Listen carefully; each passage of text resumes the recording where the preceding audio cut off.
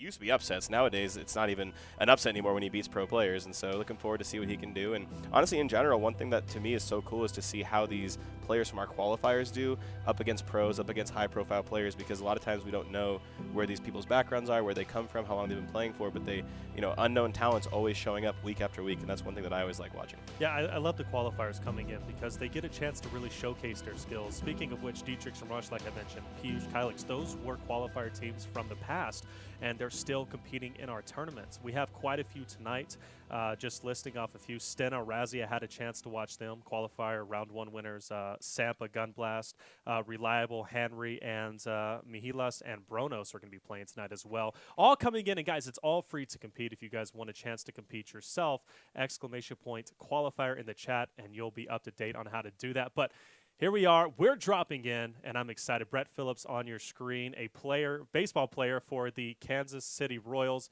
And trust me, it's going to be a good one, especially where they're landing. I don't know if you're familiar with this place. Tifu and Cloaksy made this place popular, and it's called Little Mexico, Pueblo, whatever you want to call it. I hear it called Westworld a lot. Or Westworld, yep. Yeah, I watch Tifu a lot, and so I notice he lands here a lot, and he always kind of makes it a point to say, I challenge you to come meet me at Westworld, right? Because he kind of thinks that he's the king of Westworld. And I think that has to do with a lot of the rotations you can make. Obviously, there's a couple of rifts that are usually pretty handy, and so I think that's kind of why. Obviously, there's a lot of good mats. You can get a lot of brick. You can get a lot of wood. And kind of in the beginning of Fortnite, we saw kind of everyone just using wood and nothing really else, right? And kind of letting everything else be secondary. But nowadays, as the metas kind of progress and players are getting better and better, you're seeing a lot more brick. You're seeing a lot more metal, I think, more than anything being used because obviously the strength it has. And so I think this spot kind of gives you a little bit of the best of both worlds when it comes to mats. And obviously, there's quite a bit of chests within all these houses. So it's a very, very powerful spot, in my opinion. To kind of point out a little bit about the metal, too, it gives you a little bit more leeway whenever you go to edit it, of course, and then you are able to see through it a little bit longer. So it's a lot better, especially in the pro scrims that we see and then in also the professional games that we see. Having that vision on your opponent is extremely important, and the metal just gives you a little bit more vision. But I'm very surprised that Brett Phillips and his partner, NoelMiller, hasn't been contested at this place, because normally this is considered a hot drop, really regardless at where the bus path is. One thing that is going to work out in their favor, they're just on the outside of that circle, so they can play the gatekeeper role and be able to push in. They might not be uncontested considerably well. But one thing that I do want to point out, and by the way, Brett Phillips does not have a delay. Everybody else does, so we're going to get to see the drop of BewitchingGamer and Speedy. They're going retail, which that is a hot drop, and I'm not a fan of retail just because of the different areas you can get shot at. Yeah, there's a lot of lines of sight kind of all over the place, and there's a lot of kind of like nooks and crannies. I feel like it's just kind of risky because, in the beginning in these kill-based tournaments, right, it was the race to the hot drop, to the tilted towers, whatever you want to call it, to try and, in theory, maximize the most kills early. But people saw kind of the high risk comes high reward, which also comes low reward. And so I think nowadays you're seeing a lot more players land in sort of conservative spots just to really keep their safety alive because, long term you're going to have more of an opportunity to get kills in the late game. BewitchingGamer, one of the female gamers in our stream. I'm excited to see how she's going to be performing. A lot of girl gamers have been really pursuing Fortnite as a competitive gaming career, and it's been working out for quite a few of them. I know there was a female pro league recently that went considerably well. Gen G is one of the organizations that are doing phenomenal work with their competitive players, but we are going to see BewitchingGamer and a partner get into a little fight, line of sight on a player just up ahead, and that's going to be a knock to start them off hot. So of course, we saw at least the beginning of Brett Phillips and where they were at over in Westworld. They weren't finding anybody. So I'm curious if BewitchingGamer and Speedy do make it out of retail alive. They're going to come out with quite a few eliminations. Brett Phillips, they're going to have a long way to go. One thing I noticed, too, like she's playing on console. So we always talk about we get to see a console player kind of come through it and make some noise. It's always fun because there's the obvious, PC versus console thing. And you're seeing more and more players like Nick Merckx and Aiden making really, really big noise in some of the skirmishes. Events like PAX and TwitchCon, we saw some huge results from them. So I always like when I see a console player. Obviously, I have a console background. I know you do as well. So it's cool. Always fun to see some console players showing up and doing big things. Those console players, like you said, they're great players. You look at Nick Merckx, you look at Aiden, quite a few others are starting to pop up too. Builder Pro being a huge advantage. Also, the customization of the buttons on the controller has really improved a lot of the console players, and they're really going toe-to-toe with these PC players in general. But I am getting word, guys, in the chat. Make sure that you guys are active. All you have to do is just be commenting, and we're going to be picking a random winner for a Grubhub giveaway. We're going to go ahead and order you guys some food, so make sure you guys are commenting in the chat for your chance to win, and we'll just pick a winner at bay. No specific command. All we're going to do is just require you just to be commenting and talking about the game.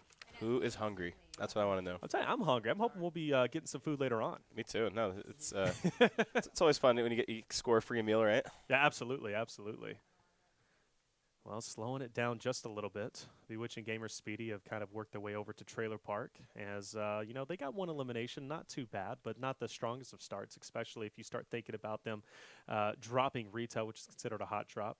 Loot looking pretty good, though, for Speedy. Does have that epic grenade launcher, which is extremely powerful. Rocking the heavy AR as well. Now, notice, I do want to point this out, sort of the meta that we've kind of been seeing develop over time. One of the things that have been popular is kind of the shotgun as well as the deagle combination. I was going to point the deagle out, too, yep. The shotgun deagle. You got to hit your shots, though. It kind of rewards accuracy. But on top of that is the shotgun as well as the revolver. That's been popular, too. But this guy's in a fight. He's actually a full-on He's going to get dropped. Hate to see it. You do. And I hope we see that too. Might have another player going down inside of a porta-fort. Oh, ooh, little cheeky shotgun shot for the down there. Only at 9 health though, and does not have any sort of heal. So you really got to hope that this player is going to drop some heals. We'll see if that's going to be the case. You had 9 health, not where you want to be. Does have some height advantage, but as you see, is going to get dropped, and that's going to be the end of Bewitching and Speedy for this game.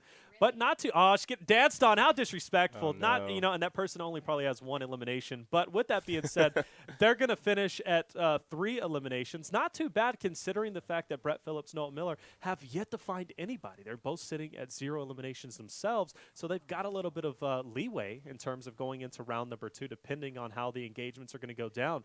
Loot not looking too bad for Brett. He's got that epic burst, but everything else, I mean, not a lot to work with. He does have some explodes. Maybe he has that shockwave impulse, but other than that, what else is he going to be able to do? Well, to expand a little bit on your point that you're talking about the deagle, right, and how it kind of rewards accuracy, and you're totally right there. But honestly, the biggest thing that I've seen, especially from our top players, is people using the deagle because of the recent updates, the damage it does to structures. You're seeing a lot more players use the deagle as a means to, in build fights, to actually eliminate the player's build. We talk about, you know, stealing the build, whatever you want to call it, where you can eliminate theirs and build your own. That way you have the access to edit. Right. We're seeing a lot more situations now where players are using the deagle to break builds, or even situations where you can break it to try and force fall damage, right? Obviously, we no longer have the glider redeploy. Yeah. So fall damage is a big part of it again. So if you can use that deagle to quickly knock out a couple layers of a build, so you're just seeing a lot more, you know, uses for it rather than just shooting bodies. So that's one thing that I think actually gives it a lot more use, because for the longest time it didn't really get used very much because it like I said, you have to be very, very accurate. It shoots very slowly.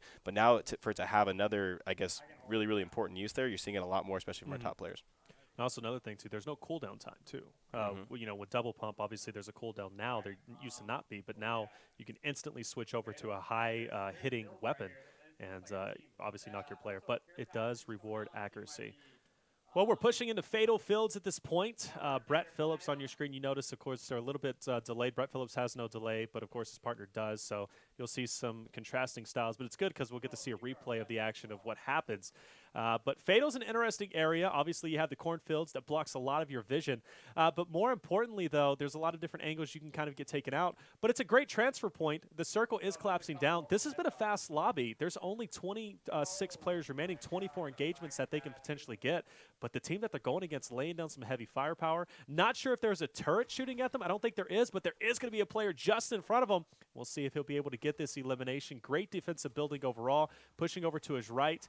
And that player is, in fact, going to be dropped, and that's going to be 2 eliminations coming in their favor, but another team pushing them from the top of, it looks like, that Porta Fortress.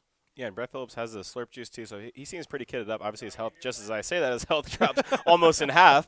But no, he looks very set up. Like I said, another console player, so you like to see the console players going at it. But this would be a big engagement for them to get out of, because towards the end, right, I mean, your teammates are already out, so everything from here is kind of what we call sort of extra credit, right? This is your chance to really, really build a lead leading up into the second game. So this next team fight is going to be super, super important. It looks like he has the shockwave grenades. Oh, I thought they were going to try and maybe reset with that, but it looks like he's going to use the slurp juice. Very smart play there to keep his health alive. And look like they're just playing this pretty slowly. Yeah, one thing, I believe the player is located down below, so at this point, Brett Phillips knows he has the high ground. The player's not trying to overtake it, so at this point, it should be an easy elimination. Dropping down to his ground, though, could make things a little bit different and put him on the same playing field, but At this point, it looks like he's just going to be locked up inside this 1-by-1. They're just going to rain shots, and eventually they'll hopefully get the elimination. At this point, though, you're lasering. You're focused on this one player. I'll be worried about people coming in and potentially 3P'ing you. This player does get bold, pushes up. That's going to be a 90 shield, and eventually he's going to get dropped as well. And you hear how pumped up they are, and rightly so. They want to take this victory and move on in the bracket. Look at this quick building right now. I like the new update we talked about earlier where you can basically remap the buttons to different – obviously we had Builder Pro, but now they have the ability to truly remap buttons across the controller, so it makes building for console players so much faster. Oh, he gets knocked as he uses the shock grenade. Yeah, that's unfortunate. You hate to see that, unfortunately. And did both of them drop, or it looks like both of them dropped.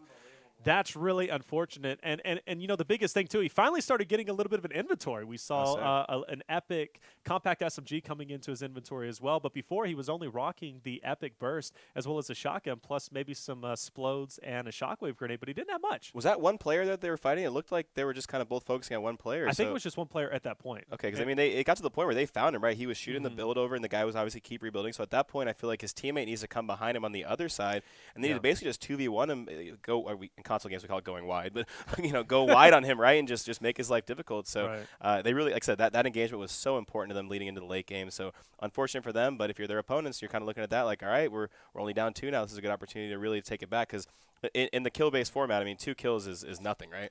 No, absolutely. I mean, that's just half a squad, so that's easy to make up. We're going to now see a little bit of a replay here from his partner, Noel. And we'll finally get to see where this player was. Because like you said, I thought they had the player locked into 1-by-1. And like you said, coming from behind, at least sandwiching that guy in between would have been the optional play. This player is located down just below. As you hear him talking, is it just one guy or two? I know that they finished off. And this is what I was talking about. I'm kind of worried about them getting 3P'd. I think that player came in and kind of 3P'd him at that point. See, I feel like he built up there. Instead, he could have been just on the other side of the build shooting with his teammate. Okay, so this player's building up. This should be that elimination that we saw earlier. Okay, so there was one. So there was 2 down there. This is a different team fight. Okay. So that was the eliminations that happened earlier. That's when we saw them get pumped up. And this is the 3P coming in. So Rocket comes in. And at this point, there's not a lot they can do. You just see him kind of building frantically. Still okay health-wise, though. And Brett's going to be up top at this point. He's going to try to use the shockwave. He's going to get knocked.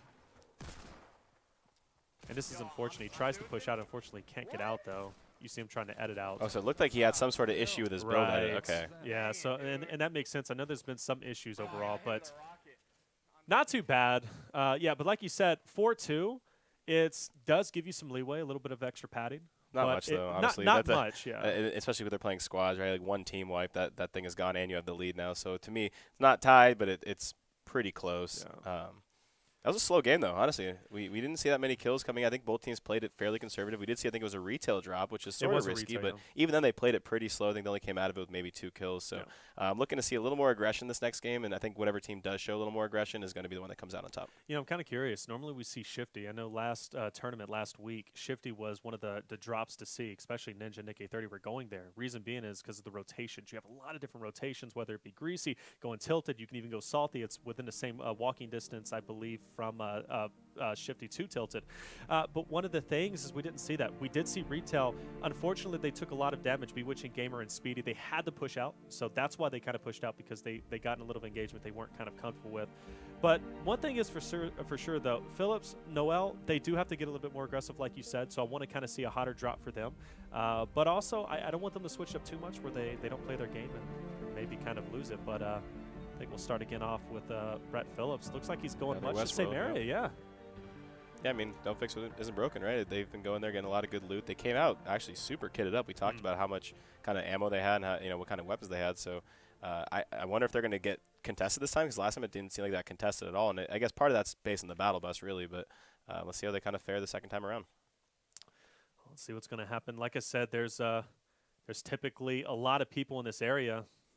But nobody's going to be there. I don't get this lucky. Every time me and my team typically go here, we get a lot of sweaties who are over here at this particular location. But I guess there's nobody here at this point. So lucky them, like you said, they'll get kitted up, and they'll be looking pretty good. Just a reminder, guys, go ahead and keep posting in the chat, because after the end of this game, or at least another game, we're going to be giving away a Grubhub order to one lucky winner out there. We're going to be picking a random winner from the chat as long as you are active and typing. So make sure you get active so you'll have your chance to win yourself some Grubhub, whatever order that you want in your area. It's going to be a good opportunity for you, and it's free. Doesn't cost you anything. You might as well do it. But with that being said, all is quiet and another slow drop. I'm curious whenever the game catches up for the delay, where our team of BewitchingGamer and Speedy are going to be dropping. Head over to our quad view right now. Like I said, we do have the one on the left that's a little farther than the others, but trying to see where their opponents are going to be dropping. Looks like bypassing tilt. Is that Greasy? Yeah, going Greasy. Yeah, I mean, Greasy isn't really considered a hot drop anymore. Kind of was early in the game, but there's not as much going on there. So I think that'd be a fairly safe drop. Maybe you might find a team or two, but sure. I think that's a fairly conservative drop in the grand scheme of things. They're kind of surveying the field right now to see if anyone else is dropping there. It doesn't look like they're going to see many other teams. Do you see anyone? Looks I don't like see they're going to be safe. I mean, honestly, Greasy has a lot of loot if it's just you and your partner, right? If there's a team there, it gets a little dicey because obviously, there's only so many chests. But if it's just you and your teammate, that's a pretty good string of luck there. And one thing, too, that I pointed out a little bit earlier, right, is the rotation out of that. You have plenty of options. Just like the shifty drop, you're just a little bit further to the east of it. So with that being said, you'll be able to rotate shifty if you wanted to. Maybe find the team over there. You'll be able to rotate over towards tilted.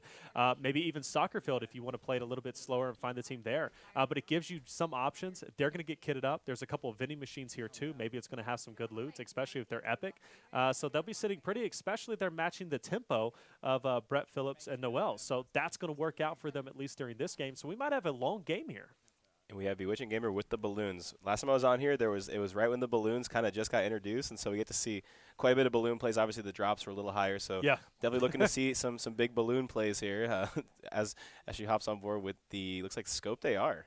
Redeploy was around whenever it you was. There was balloons and redeploy, so there was. It was insane. The rotations. The fights were high and mighty. You could say that day. The rotations were insane. I liked redeploy only because it made things a little bit quicker, kind of sped things up.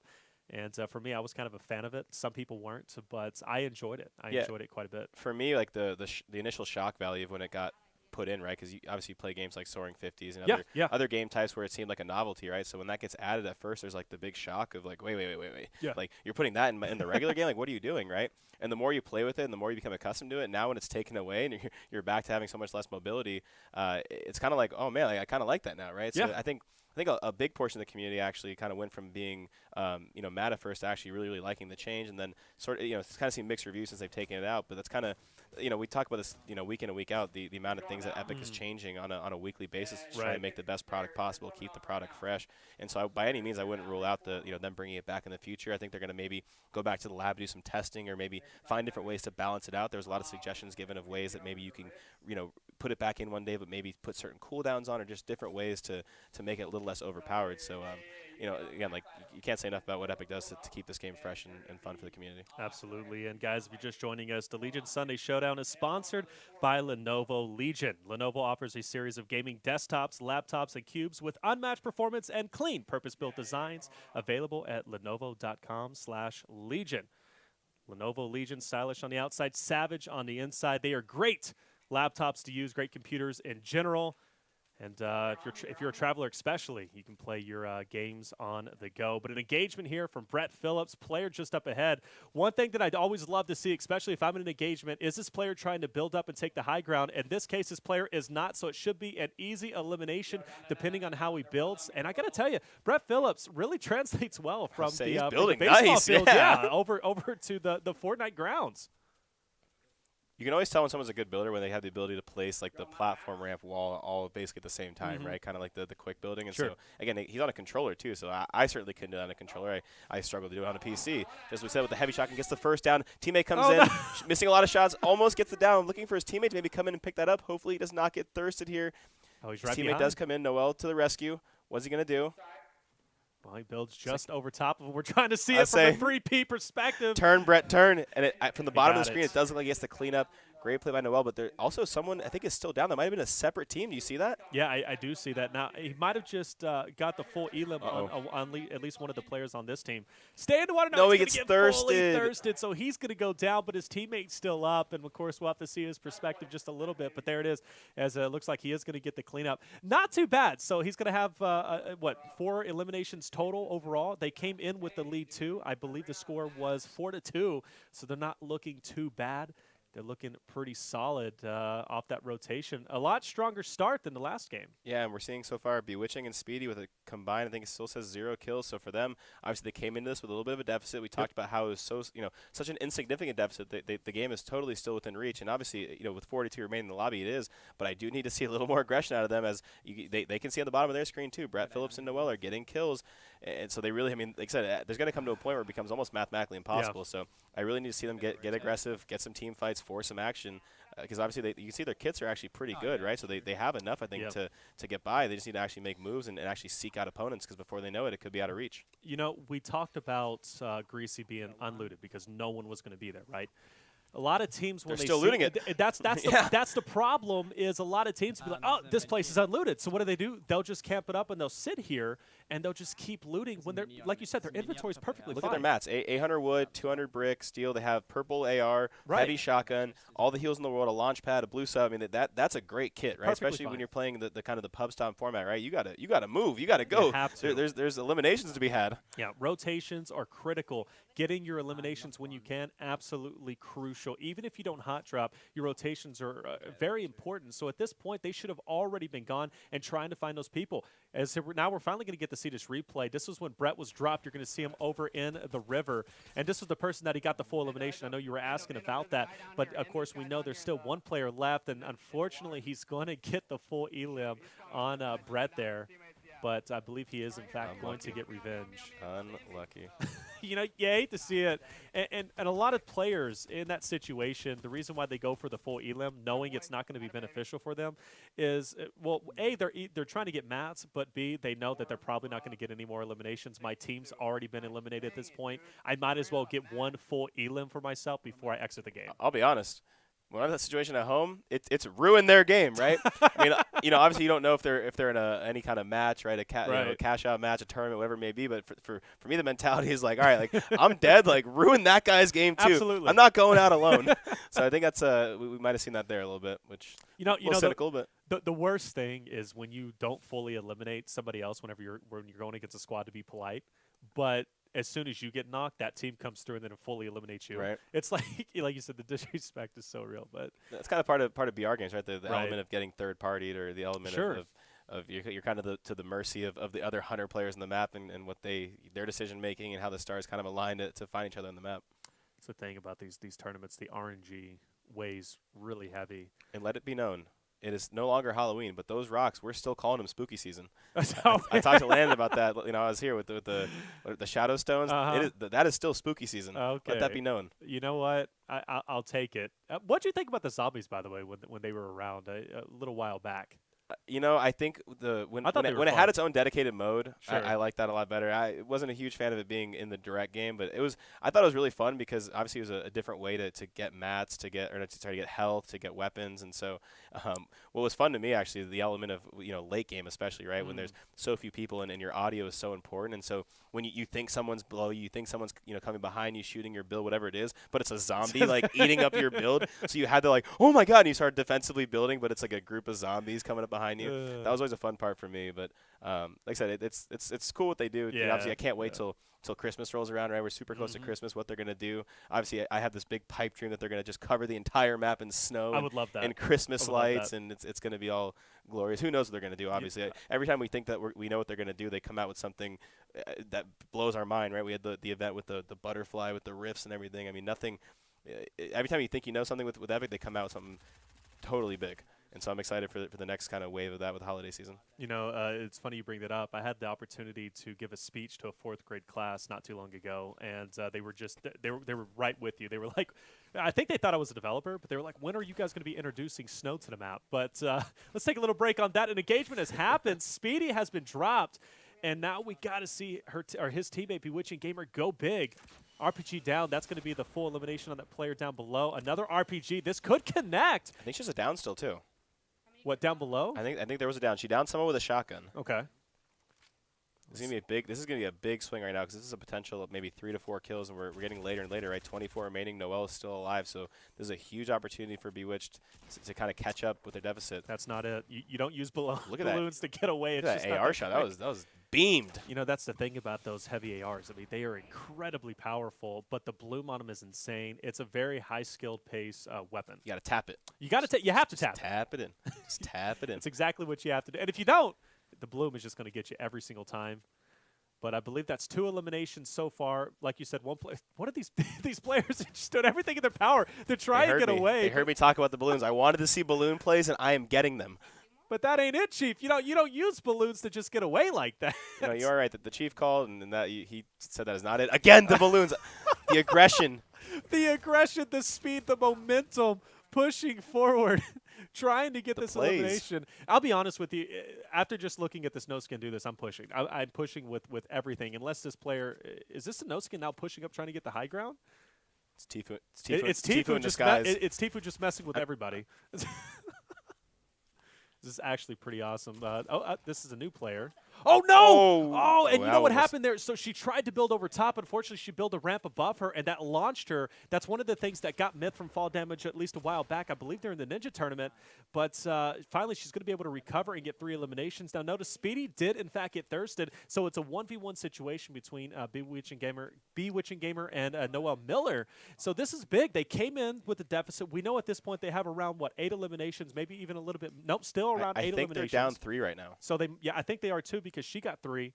So they were they down, should be at 5. and I think they got Noel and Brett have 4 so far, and they came in with a 2-kill lead. So if they extend their lead by 1, that means they'd be down 3, which is very much in reach. I guess if you're Noel right now, you kind of want to probably get as close to Bewitching as possible and to be a thorn in the side, right? Use your advantage to your favor, and make sure that, honestly, that, at least if you guys go 50-50 on kills the rest of the way through, and just as we see that Noel pulls up, does a nice little dance, lets him know that I'm gonna be a thorn on your side the rest of the match, because if you go kill for kill, right, 1 for 1 towards the end of the game, you have a 3-kill lead, only 16 remain, 14 possible kills. That's gonna be your safest bet. I think you just cannot let Bewitching get away if you're Noel.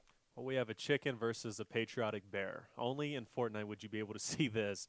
8-5 is the score. Still totally possible for BewitchingGamer and Speedy to take over this game. Game number 2. Of course, if they tie, we'll go into a 3rd game. But like you said, sticking together, totally the right call. Adds a little extra protection, but also, like you said, a thorn in the side.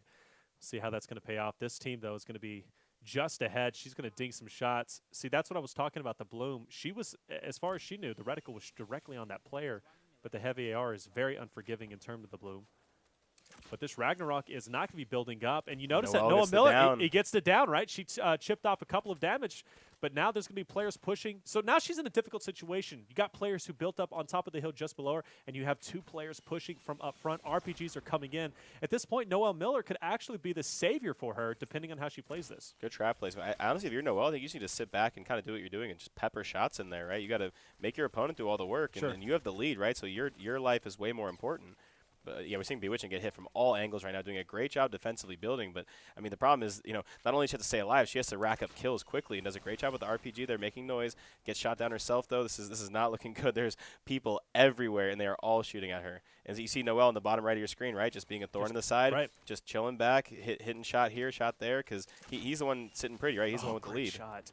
That's going to be 110 damage off. This player should be fairly weak, probably down to just about 50 health, trying to ding shots, and that's going to be an elimination. Good recovery, and now she's going to finally get some respite and be able to heal up a little bit. Hopefully the score's not getting away. During that engagement, NoelMiller managed to get 2 more eliminations, putting him in a total of 6, as now we got a random ATK coming in. And RPG's in that situation, not the best thing to be shooting out, to be honest with you. She probably should have brought out her weapon or maybe her AR and just kind of peppered some shots at that player. Would have been an easy elimination, but with that being said, it is what it is. Still 7 engagements remaining. It's getting a little bit tight, but overall we could see a comeback possible. Let's see, if Noel has 6 kills, she has 4. Puts them about 10, and then I believe 10 to 6, right? I think we're okay. So we're approaching mathematical. We are getting there. 3 more eliminations need to kind of get away from the lobby, and if they do, well, that could be it, depending if NoelMiller gets them. And Noel is the grenade launcher, too. That's the perfect weapon to sneak in there and steal it down, right? Especially if you're in a big build fight. Noel does see an opponent, though. Now, if you're him, do you let the opponent kind of get in the engagement, get a little damage first, or do you just go for it? Especially with Bewitching being in the zone right now. Starts to get shots in there, gets the first down, goes for the second one. You can hear the teammate getting hyped, giving him that gas, that premium unleaded gas. You notice they trade off a little bit. They're still 1-to-1 kills, like I said. You get 1-to-1. That's all you need. You just stay alive at that point, right? We have 5 kills left on the map. I think 5 in theory, Bewitching has to get, I think, every single kill remaining to win. In order to win, she needs 4 to tie it. So a lot riding on the line at this point. So 4 to tie, 5 to win. We'll see if she'll be able to do just that. Now, one thing, though, Miller's kind of doing that I don't necessarily agree with is he's kind of hanging a little bit too far back. He's been a little bit too passive. What if Bewitching, what if she goes off, and just gets RPG, gets a four potatoes in the Listen, field. Just we've seen boom. it happen in Friday Fortnite, all right? Right. So we've seen some carts bring a Christmas surprise. And that was 4 eliminations with an RPG. Could happen here. And Miller, obviously, that's going to be a big pain in the neck because then you're going in 0-0 into game number 3. But is that situation likely? It's highly unlikely, but it's definitely possible. You never know. And you can see that Bewitching is starting to build now. So Noel actually saw it on his screen too, but chose to go for the care package. Yeah, she definitely did. Now hang it back. Knows the players are up there. Now, at this point, I know the only way that I'm taking this tournament is if I push aggressively and get some distance between me and Miller. I know I have the circle advantage, but I'm going to get a little bit risky. I'm going to see if I have a bounce pad, and I'm going to push those teams. The problem is that we can't, for both, especially for Bewitching, though, you can't have the remaining opponents in the lobby kill each other. That would be kind of the worst case scenario, right? It's not even if Noel gets a kill. They just start shooting each other and make the available players go lower and lower. Well, that player might kill himself on the quad crasher, just getting some airtime down the Styling mountain. on him. Getting that airtime for the challenges this week. But Bewitching will spot a player straight up ahead. Now, I think this is actually one of the solo players, and I believe that's a great shot. See, lots of damage. Lots of damage. That gives her to go ahead. She's going to go ahead and go for a push. Gets dropped down. No matter. She's not going to take any damage at this point. We'll see what. Look at Miller just being very, very sneaky with the smile on his face. He knows exactly what he's doing. He's going to bring down those builds. Player in the 1-by-1 just below. It's going to get pushed out from the storm. She really knows can't have that. this person die to the zone. That would be tragic. She'll take a little bit of damage. Shots are being fired. She might drastically. Oh, big fall damage. Nope. And that will be our game. That's a good game, though. I was very gotta close. say. Yeah, it started off slow, but we started to see a lot more action towards the end, and it kind of rounded out to be a lot closer than we kind of thought it would be. Yeah, absolutely. And I got as he gets better, you see the disappointment, but he's breathing easy. He knows that he's going to be moving on in the next game. But yeah, it was a great game. And I got to say, I was very satisfied to kind of see Bewitching, which we haven't seen yet in our Lenovo Legion tournaments, to kind of see how she's playing. RPG Queen, by the way. And a lot of nice RPG shots. Title, yeah. No, you know you hit a good shot when it's like 100+ damage, right? That's how you know that you hit a good one. So no, a lot of good plays there. And like I said, a very close match and a pretty good way to kick off our week 10 of the Legion Sunday Showdown.